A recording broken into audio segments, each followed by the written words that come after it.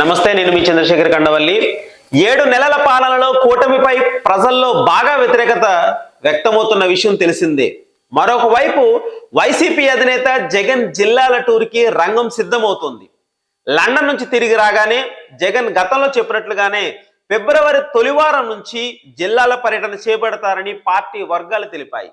జగన్ ప్రతి బుధవారం జిల్లాల పర్యటనలు పెట్టుకుంటారు.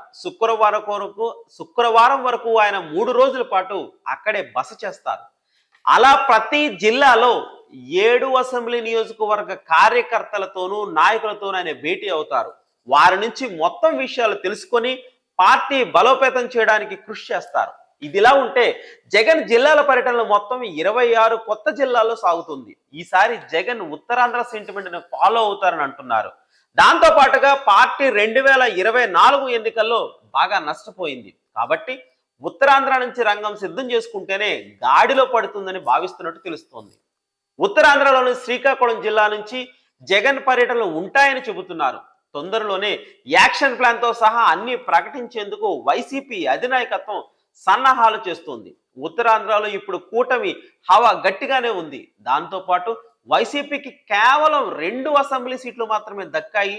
దాంతో ఫ్యాన్ పార్టీ రిపేర్లు ఇక్కడ నుంచి మొదలు పెట్టాలని జగన్ భావిస్తున్నట్లు తెలుస్తుంది. 7 నెలలకే గ్రౌండ్ లెవెల్లో కూటమికి బాగా వ్యతిరేకత వచ్చిన నేపథ్యంలో చూడాలి మరి ఉత్తరాంధ్ర జగన్ కి ఏ విధంగా హుషారు తెప్పిస్తుందో.